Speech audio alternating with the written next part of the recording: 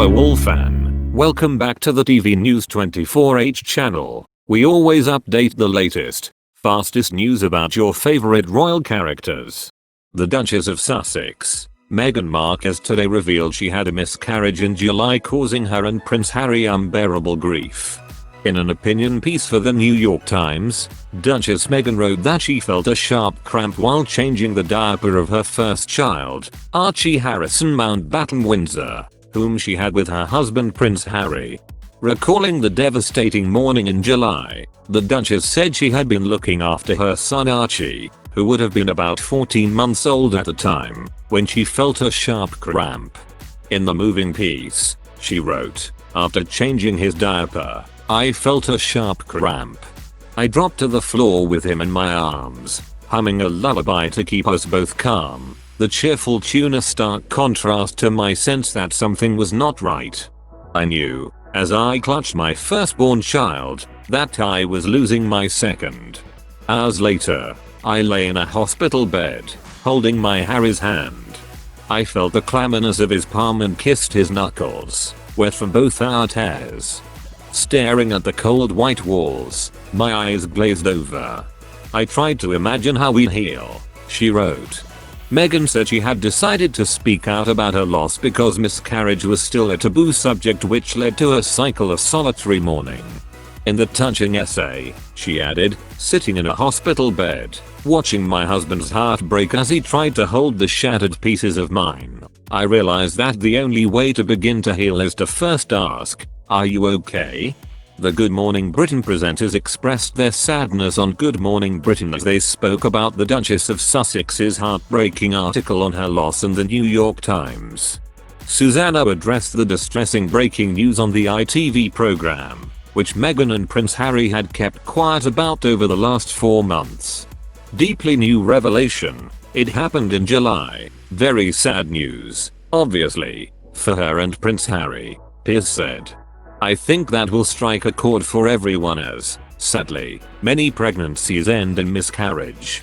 And in the New York Times essay, Meghan spoke of the importance of sharing pain, saying, "Together we can take the first steps towards healing."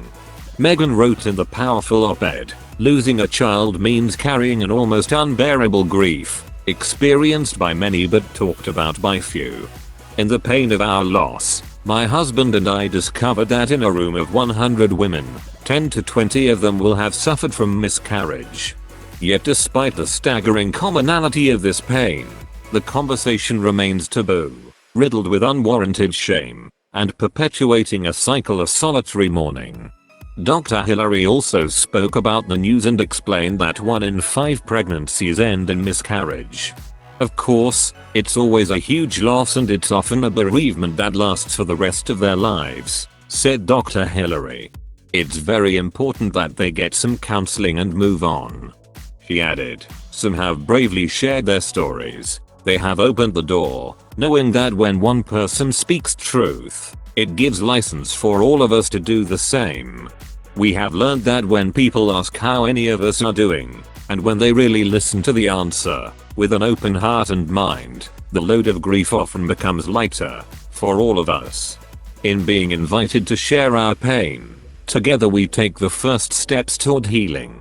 And Susanna said, "One thing that it will do is that it will provide some comfort to other people who have been in that situation when somebody so high profile speaks out about something that is very difficult to talk about."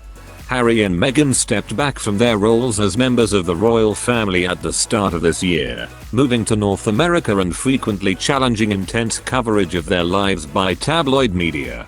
It is not the first time the members of the royal family have opened up about suffering from miscarriages. In 2018, Zara Tindall, the Queen's granddaughter, revealed she suffered a second miscarriage shortly after losing her unborn child in 2016. She and husband Mike Tindall had just announced the pregnancy a month before. In an interview with the Sunday Times, Zara said, "I had to go through having the baby because it was so far along. I then had another miscarriage really early on." Meghan and Harry were married in May 2018 at St. George's Chapel, going on to welcome son Archie Harrison Mountbatten-Windsor into the world a year later. The couple kept the birth of Archie very private and chose not to reveal the hospital where he would be born or pose for pictures with him immediately after his arrival. His christening was also a private affair. When they introduced Archie to the world 2 days after his birth, Meghan said, "It's magic. It's pretty amazing. I have the 2 best guys in the world, so I'm really happy." He added, "He has the sweetest temperament. He's really calm." Thank you for watching our video. Please support growing channel by subscribe channel and like video hour. And don't forget activate notifications to channel to always get the latest news. If you have any problems with the information in the video, please write a comment below to let us know and answer.